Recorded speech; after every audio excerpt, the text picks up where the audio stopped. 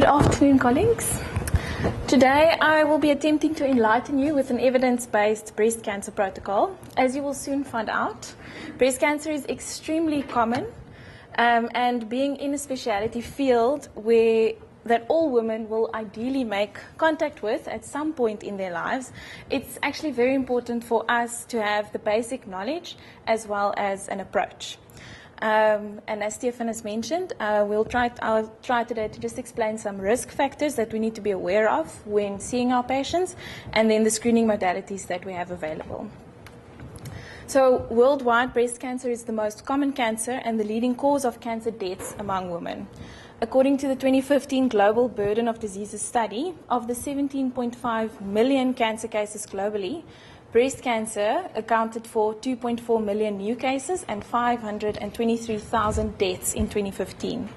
That same study also reports a 43% increase in new cases, and this increasing trend may be attributed to an aging population and population growth. Low to middle income countries like our own have a higher burden of mortality than developed countries, with an incidence ratio of 0.44 compared to 0.29. And then in South Africa, breast and cervix cancer are the leading causes of cancer-related death. Together they account for 38.4% of all cancer in women. And breast cancer is the most common cancer to affect South African women. In 2013, it encompassed 20.8% of all female cancers. It caused 0.7% of all deaths in South Africa, and it was responsible for more than 10% of the entire cancer burden in our country.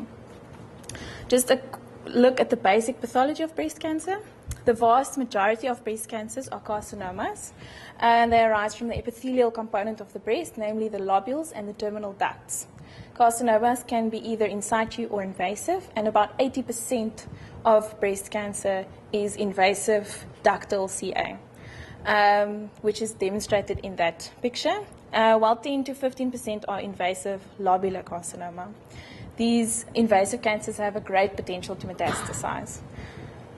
The other type of cancer to occur in the breast is a sarcoma, which is rare, arises from the stromal layer of the breast, and accounts for less than 1% of breast cancers. Breast cancer can also occur in males, and it accounts for less than 1% of all breast cancer cases. In males, breast cancer will look identical to that in women, and it mostly consists of invasive ductal carcinoma with a positive estrogen receptor expression. Breast lesions in children and adolescents are uncommon. They can include benign lesions like juvenile fibroadenoma, and then also malignancies like secretory carcinoma. In pediatric patients, metastatic tumors to the breast like lymphoma and rhabdomyosarcoma are more common than your primary tumors. Breast cancers are always tested for biomarkers, namely estrogen and progesterone receptors, as well as the HER2 protein. Hormone receptor positive breast cancer expresses receptors for estrogen, about 80% of them, and then also progesterone, about 65%. This hormone receptor status is important to prognosticate, and it means that the patient can also be treated with endocrine therapy, which is where we are usually called in. HER2 is a protein that is overexpressed in about 20% of breast cancers. These tumors are usually aggressive and highly invasive, and we can add Herceptin to our treatment of these cancers. Triple negative breast cancer means that it tests negative for all of these biomarkers. These cancers are usually associated with the BRCA1 gene mutation and respond well to chemotherapy, but often recur. Next, a look at which factors place women at risk for developing breast cancer. Firstly, gender. Women have a much higher risk than men, with a ratio of 1 to 135. Breast cancer risk also increases with age, and from age 35 to age 65, there is a 6-fold increase in your risk in the incidence of breast cancer. Women that have had previous breast cancer are at an increased risk of developing a new primary breast cancer, as do women who have had any abnormal histology on an FNA or a biopsy of the breast. Although a family history of breast cancer tends to be overly interpreted by many patients, it is significant, especially if the patient had a young first-degree relative with breast cancer, or if the family is known to be carriers of a gene mutation. This will be discussed in a little while. Radiation of the head, the neck, and the chest area before the age of 20, and often radiation for Hodgkin's lymphoma, increases the risk for developing breast cancer. And if there was high-dose radiation therapy for breast cancer on one side, it increases the risk for actually developing breast cancer in the contralateral breast. Hormone exposure is also well known to increase the risk for breast cancer. Nulliparous patients who have only had their first full-term pregnancy after the age of 35. The oral contraceptive pill, that's a controversial one, which we'll hear more about tomorrow. Hormone replacement therapy used for more than 5 years, and then a prolonged estrogen window either in women that had their menarche before 12 or menopause after 55 or who did not breastfeed. Breasts that are radiologically very dense also have an increased risk for developing breast cancer. And then the well-known lifestyle factors that we're very familiar with and often see too much of, unfortunately, like high BMI, smoking and alcohol use, and then a sedentary lifestyle also increase the risk for breast cancer. So our National Department of Health's breast cancer policy categorizes patients as either low risk, moderate risk, or high risk, according to these factors that we've just discussed. More on family history. Cancer is a common disease, with 1 in 3 people being diagnosed with cancer at some point in their life.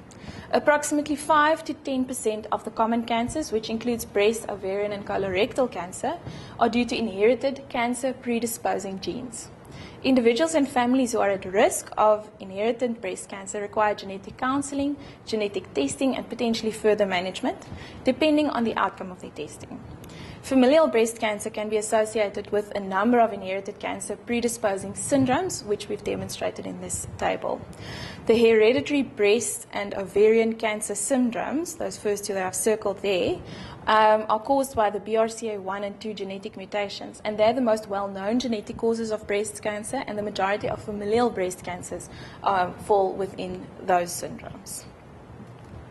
The syndrome is caused by a mutation in one of 2 highly penetrant genes, namely BRCA1 and 2, which are both inherited in an autosomal dominant manner. Mutations in either the BRCA1 or BRCA2 gene lead to an increased predisposition to the development of cancer. The most commonly associated cancers are breast and ovarian cancer, but other cancers, including stomach, colon, prostate, pancreatic cancer, as well as melanoma, are also observed in these patients. BRCA1 is located on chromosome 17. These patients have an approximately 60 to 80% chance of developing breast cancer in their lifetime and 40 to 60% lifetime risk for ovarian cancer. There's also a 1% risk in male carriers to develop breast cancer. The BRCA2 gene is located on chromosome 13. These carriers have a 50 to 80% chance of developing breast cancer in their lifetime and a 20 to 30% chance of ovarian cancer. The risk for male breast cancer in this group is higher at 5 to 10%, and males with this mutation also have a 14% risk of developing prostate cancer. This slide is also from our National Department's protocol, and it aims to make it easier for us to risk stratify our patients according to their family history. As you will see, 95% of our population will screen at or slightly above the average population risk. Then only less than 4% will have a moderately increased risk, and high-risk patients are less than 1% of the population. And this is only based on family history. Now, moving on to screening. So screening is the systematic mass application of a simple screening test in a presumably asymptomatic population at regular intervals in order to identify individuals with an abnormality that is suggestive of specific cancers, who then receive further investigation. Currently, the most effective strategy to reduce breast cancer mortality is early detection, followed by appropriate treatment. The overall success works on the assumption that the smaller the cancer is at detection, the better the survival outcome will be. Ideally, a screening tool for breast cancer will reduce mortality the screening tool for breast cancer would reduce mortality from breast cancer while also having a low false alarm rate and being relatively cheap. It will also be simple and effective. Unfortunately, no perfect screening test exists for breast cancer screening, and it's because of this that there's been much controversy and confusion about which screening test to use, in which population, at what age, and how regularly. And now we can have a look at the different modalities that we do have available, as well as evidence that support their application. Firstly, mammography. Mammography uses X-ray imaging to detect breast cancer before the lump can be felt, and is the most commonly used screening tool in developed countries. It is expensive and complex, and it requires substantial financial and manpower resources. The previously proven benefit of mammograms is a decreasing mortality by early detection of breast cancer. But however, there are many harms associated with mammography, and these are often not considered. They include overdiagnosis and resulting treatment of insignificant cancers.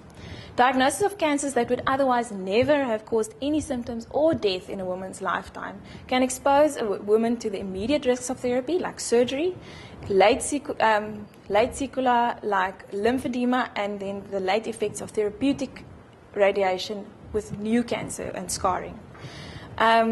The follow-up of a long-term Canadian randomized controlled trial and well-conducted excess incidence studies in the United States and Scandinavia found that at least 20% of screen-detected breast cancers are actually overdiagnosed.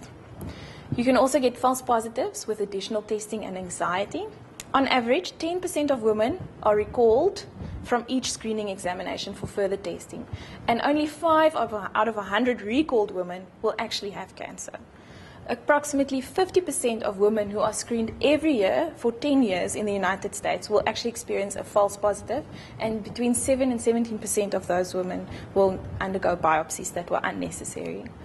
False negatives with false sense of security and potential delay in cancer diagnosis. Between 6 and 46% of women with invasive cancer will actually have a negative mammogram, especially if they are young with dense breasts or if they have a mucinous, lobular, or rapidly growing cancer. And the last harm of mammography is radiation-induced breast cancer. Mutations induced by radiation can cause breast cancer, especially if this exposure occurs before the age of 30 and is at high doses. So theoretically, annual mammograms in women between 40 and 80 years will cause up to 1 breast cancer per 1,000 patients. This Cochrane Review article was published in 2013 and looked at 7 randomized controlled trials that compared mammographic screening with no mammographic screening, which altogether looked at 600,000 women in the age group 39 to 74. Of it, there were 3 adequately randomized trials, and they did not show a statistically significant reduction in breast cancer mortality at 13 years. 4 trials that were suboptimally randomized showed a significant reduction in breast cancer mortality, and the relative risk for all trials combined was 0.81. So the author's conclusion from this study was that universal mammography screening for any age group needs to actually be reassessed. The declining rates of breast cancer mortality seen globally is mainly due to improved treatments and breast cancer awareness, and therefore they are uncertain as to the benefits of screening today. Overdiagnosis has human costs and increases mastectomies and deaths. The chance that a woman will benefit from attending screening is small at best, with the absolute mortality benefit for women screened annually for 10 years being about 1% overall. If based on these randomized trials, the benefit is also 10 times smaller than the risk that she may experience serious harm in terms of overdiagnosis. So women, clinicians, and policymakers should consider the trade-offs carefully when they decide whether or not to attend or support a screening program. Here we have one of the forest plots from that study to just demonstrate to us the actual minuscule difference made by screening mammography. The top 3, are the adequately randomized trials, and here at the bottom we have the suboptimally randomized trials. So the authors of that Cochrane study have consequently written a leaflet for patients to explain the risks and benefits of screening mammography in order to allow them to make an informed decision about whether they want to undergo regular mammographic screening or not. And it's available in many languages on their website. The second modality of screening that we're going to look at is clinical breast examination, or CBE. This is an examination that is performed by a trained healthcare worker. It is inexpensive, it's simple, but its efficacy in reducing breast cancer mortality has actually not been directly tested in a randomized controlled trial. So the benefit of regular CBE would be early detection of breast cancer, but the current evidence is insufficient to assess the additional benefits and harms. A single randomized controlled trial comparing high-quality CBE with screening mammography actually showed equivalent benefit for both modalities.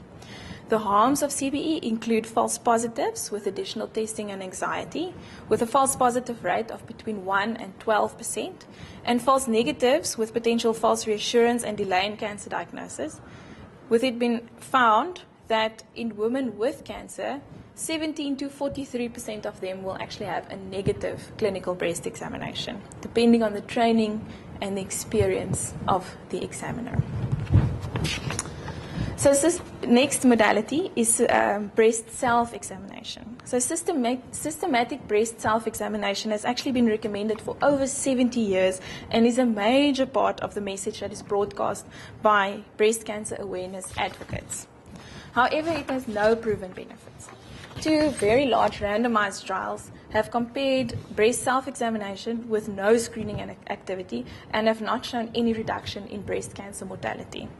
Based on solid evidence, formal instruction and encouragement to perform self-examination actually leads to more breast biopsies and diagnosis of benign breast lesions. This Cochrane Review article looks at regular self-breast examinations versus clinical breast examination to detect early breast cancer, and it was already published in 2003. It looked at those two large studies that were done in Russia and Shanghai and included 388,535 women.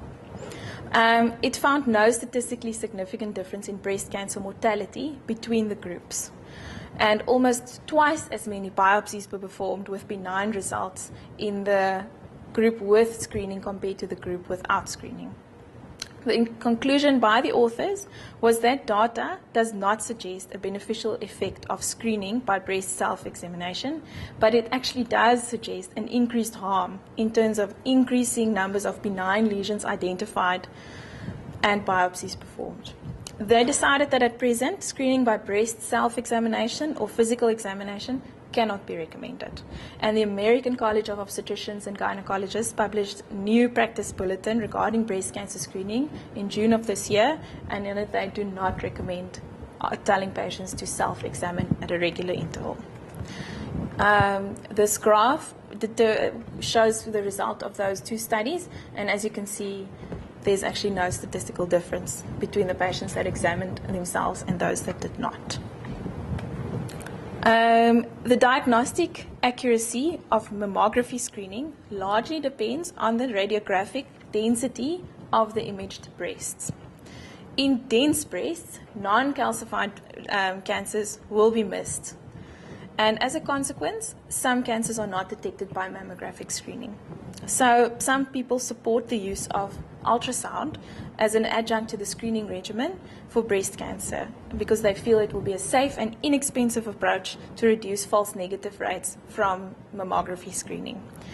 Critics are, however, concerned that performing this extra ultrasound will once again increase the rate of false positive findings and unnecessary intervention. Somebody did a Cochrane review of ultrasound with mammograms compared to mammograms alone.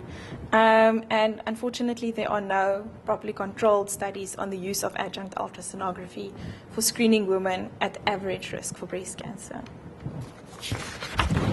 And the conclusion is that at the moment there is no sound evidence available to justify the routine use of ultrasound as a screening tool in women at average risk. MRI is the most sensitive and specific method of screening breast cancers in patients that are susceptibility mutation carriers. In a systematic review, there was strong evidence that the addition of breast MRI to conventional screening tests provides increased sensitivity for early detection of breast cancer in young, high-risk women. However, there's also evidence that additional MRI increases patient recall rate, has high false positive findings, and is prohibitively expensive in our setting. So now a look at the current guidelines that were published by our national department in July of this year. Firstly, that says that women over 40 years that attend primary healthcare facilities needs to have a provider-initiated screening breast exam every 2 years. All women that attend primary health clinics must be given an opportunistic breast education with printed leaflets, and they must be taught to look at their own breasts.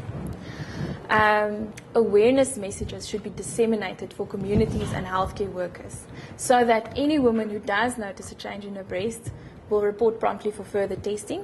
The biggest message that we need to give to patients is that if they notice a lump, abnormal discharge, ulceration, skin changes, or axillary lumps, they should come in to have an examination.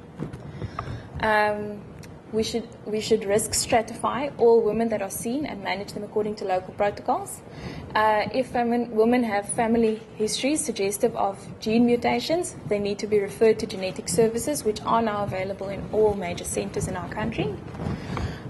Women who are known to carry gene mutations should have preferably annual MRI screening, otherwise mammograms, and this must be started from 10 years before the age of onset of the youngest family member that was affected. And high-risk women, other high-risk women should also be considered for annual breast MRI in addition to mammograms and clinical breast examination by a trained professional. So in conclusion, breast cancer is common and we must know how to risk stratify our patients.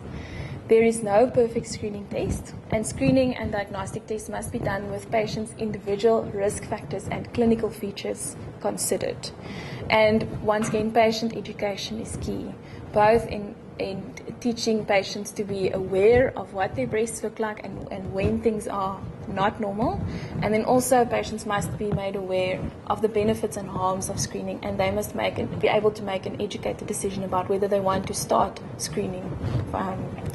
And it must be a decision made between the healthcare worker and the patient. Just an invitation, if there are any questions regarding contraception and breast cancer, come to the talk tomorrow. Dr. Kluger will tell us everything about that. Don't ask me any questions. Thank you.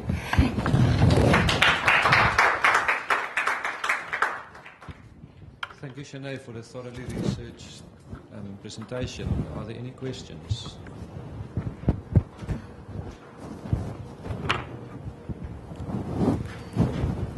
Shanae, what is the cost of an MRI scan of the breast? Actually, I don't know. I didn't. I assume it would be very expensive, so it's probably very unlikely to be used extensively. Prof. Gebhardt said that apparently Prof. Apfelstadt they are actually advocating that we should rather at places like Paul have an MRI machine brought in for screening instead of a center that does mammograms, but the cost is. Any other questions?